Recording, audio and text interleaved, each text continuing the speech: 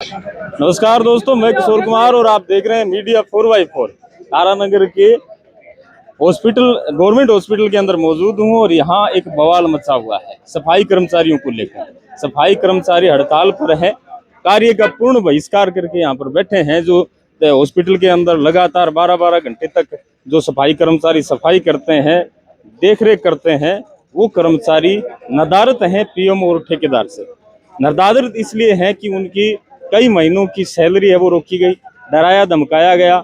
उन्हें कहा जाता है जितना काम दिया जाता है उतना करो, सैलरी 7,000 रुपये है वो मिलेगी। अब 7 है कि ज्यादा है वो तो वो जाने, लेकिन माहौल वर्तमान का बिगड़ा हुआ है। यही स्थिति आप तक पहुंचाने की हम कोशिश करेंगे। लगातार बने रहे, नए तो फॉलो कर लीजिएगा।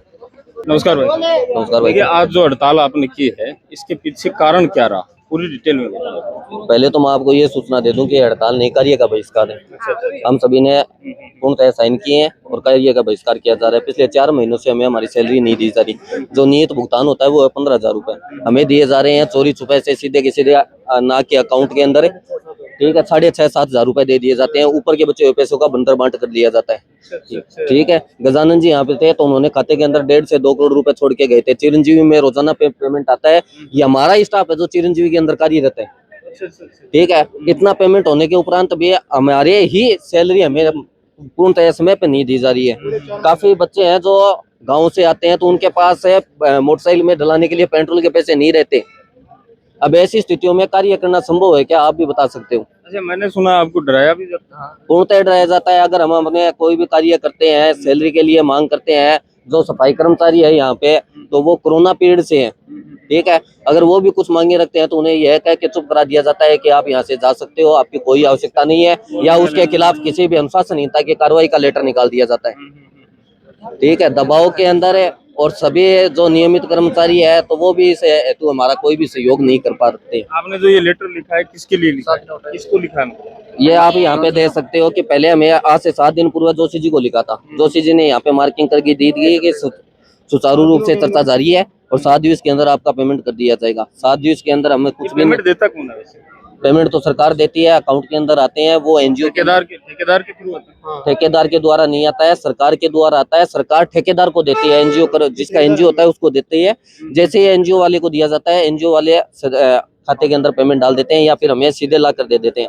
पिछले अब इसके अंदर होता क्या है कि इन्होंने एक चेन बना रखी है। इससे पहले जो ठेकेदार था ना, उसने आधी तनख्वाह दी है सभी को। ये सारे कर्मचारी बैठे हैं यहाँ पे। ठीक है, और जैसे ही कार्य पूर्ण होया, अब जैसे नए ईयर की एनजीओ चेंज होगा तो अब ये 4 महीने की तनख्वाह है ना वो पूर्णतः खा ली जाएगी।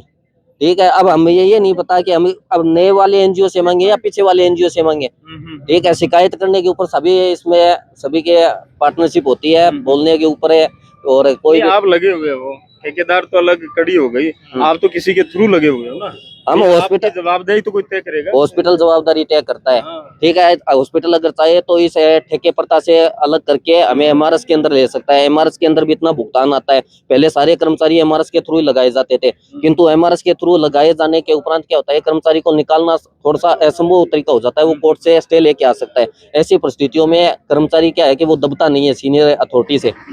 ठीक है, और सीनियर अथॉरिटी यही चाहती है कि एक कर्मचारी है ये 4-5 महीने 4-5 हजार रुपए लेते रहे और हमारे निरंतर रूप में दबाव में रहकर कार्य करता रहे। ठीक है, और इतना दबाव दिया जाता है कि छुट्टी होने के उपरांत भी हमें बुला लिया जाता है। अभी भी आप देख लोगे तो यहाँ पे निरंतर जो पक्के कर्मचारी है वो कार्य नहीं कर रहे हैं, जबकि जीडीए के जो कार्य अनुभवहीन बच्चे हैं जो यहाँ पे आए हुए हैं कार्य सीखने के लिए, वो पर्चे काट रहे हैं। और यहाँ जो है वो कहाँ गए? वो रेस्ट कर रहे हैं। ठीक, अभी आप मेरे साथ चल सकते हो, देख सकते हो यहाँ पे कितने डॉक्टर सीट के ऊपर बैठे हैं, कौन से डॉक्टर सीट पे नहीं है।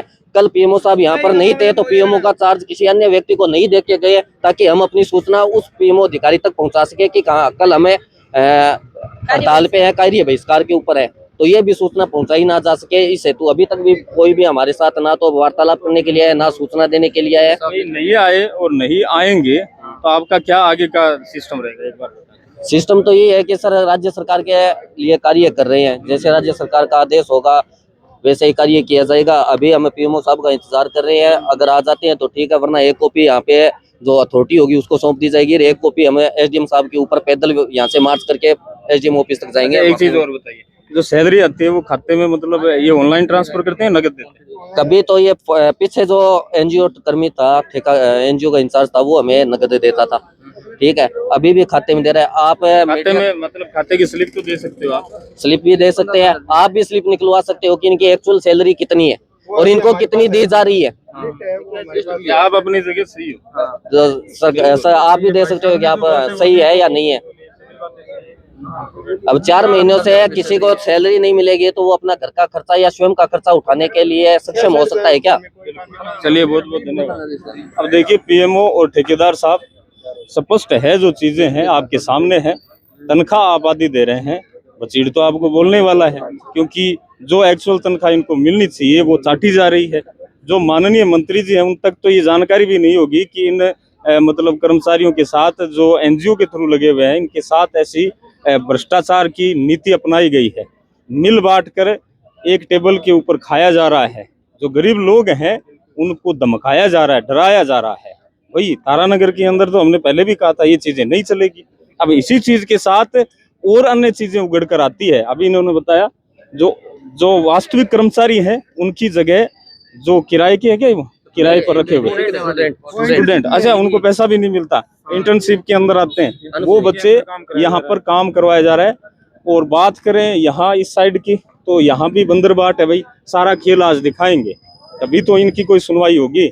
जरूर शेयर करिएगा और बचीड़ बुलाइए। तारानगर के अंदर सफाई कर्मचारी यों के ऊपर ही हॉस्पिटल की व्यवस्था सुचारू रूप से चलती है। यदि 2 दिन ये खोटी हो गए तो ध्यान रखना कितनी बीमारियां यहाँ फैल सकती है, कैसे हालात पैदा हो सकते हैं।